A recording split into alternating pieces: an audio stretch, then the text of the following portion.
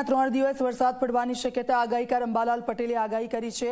9, 10 અને 12મી ઓક્ટોબરે દક્ષિણ ગુજરાત અને દક્ષિણ સૌરાષ્ટ્રમાં હળવાથી મધ્યમ વરસાદની શક્યતાઓ છે। 12મી અને 13મી ઓક્ટોબરે દક્ષિણ ગુજરાતમાં પડી શકે છે વરસાદ, તો 17 ઓક્ટોબરે સૂર્ય, 19 થી 22 ઓક્ટોબરમાં વધુ એક્ટિવ થશે આ વાવાઝોડાની દક્ષિણ સૌરાષ્ટ્ર અને દક્ષિણ ગુજરાતમાં જોવા મળી શકે છે અસર। જોકે વાવાઝોડું ગુજરાતથી દૂર રહીને કચ્છના ભાગોમાં થઈને પાકિસ્તાન તરફ જઈ શકે અથવા તો ગુજરાતથી દૂર રહી શકે છે। 16 થી 22 ઓક્ટોબર કેટલાક વિસ્તારોમાં વરસાદની શક્યતાઓ છે, તો 22 ઓક્ટોબરથી સવારે હળવી ઠંડીનો પણ અનુભવ થશે। નવરાત્રિનો સમય ચાલી રહ્યો છે અને હજી પણ ક્યાંક વરસાદ પડી શકે તે પ્રકારની આગાહીકાર અંબાલાલ પટેલ કરી રહ્યા છે। એમની સાથે વાતચીત કરીશું, એમને પૂછીશું, કાકા આપ જણાવો કે કયા આધારે આપણે કઈ આગાહી કરીએ છીએ કે જેનાથી ખબર પડે છે કે વરસાદ પડી રહ્યો છે, કઈ જગ્યાએ વરસાદ પડશે?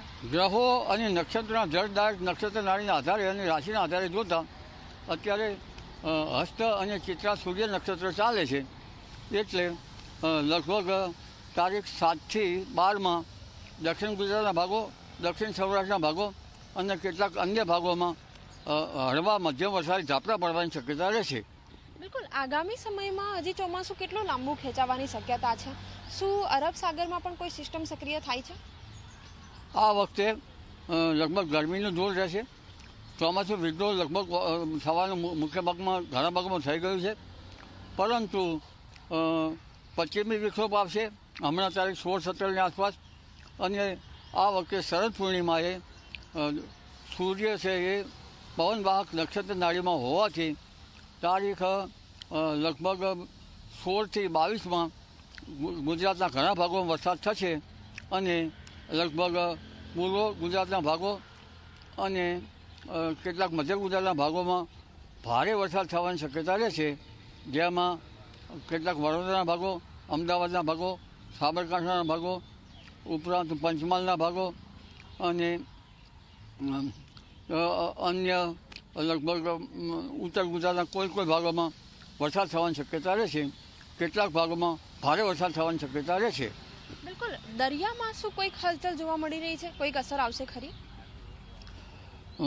સામાન્ય ઓક્ટોબર નવેમ્બરમાં વાવાઝોડા ફૂંકાતા હોય છે અને હવામાનમાં ફેરફાર થતો હોય છે।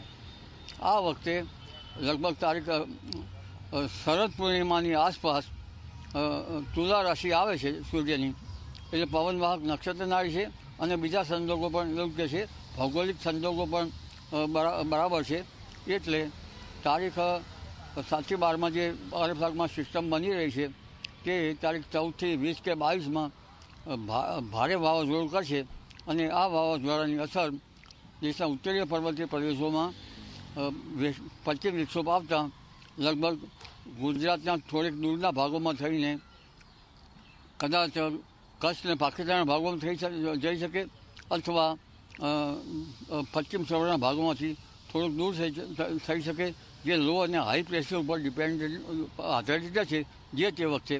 પણ આ વાવાઝોડાની અસરના કારણે ગુજરાતમાં જ્યાં વરસાદની જરૂર છે તેવા ભાગોમાં વરસાદ થવાની શક્યતા રહેશે। જી બિલકુલ, શરદ પૂર્ણિમા આવે એટલે ક્યાંક કહી શકાય કે ઠંડીની શરૂઆત થઈ, તો ગુજરાતમાં ઠંડીની શરૂઆત ક્યારથી થશે?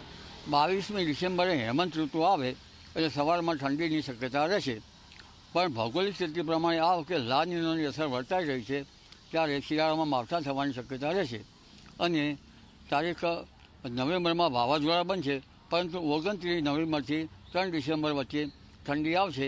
22 ડિસેમ્બર પછી ગાત્રો જેવી ઠંડી આવશે અને જાન્યુઆરીમાં ઠંડામાં ઠંડો રહેશે અને આ ઠંડી છેક ફાગણ માસ સુધી ચાલવાની શક્યતા રહેશે અને માવઠાઓ પણ ભારે થશે અને ઠંડીનો દોર પણ ચાલુ રહેશે, એટલે ફાગણ માસમાં રવિ પાકો પર તેની અસર થવાની શક્યતા રહેશે। જી બિલકુલ, તો હજી પણ રાજ્યમાં વરસાદની આગાહી વ્યક્ત કરવામાં આવી રહી છે। આ સાથે અરબ સાગરમાં એક વાવાઝોડું પણ સક્રિય થવાની શક્યતા છે, જેના કારણે જે વાવાઝોડું છે એ કચ્છથી અડીને થોડેક દૂર અને પાકિસ્તાન તરફ જે વાવાઝોડું અસર કરે તે પ્રકારની શક્યતા, જેના કારણે ગુજરાતમાં વરસાદ પડી શકે છે। કેમેરામેન તુષાર શાહ સાથે સપના શર્મા, Zee 24 કલાક, ગાંધીનગર।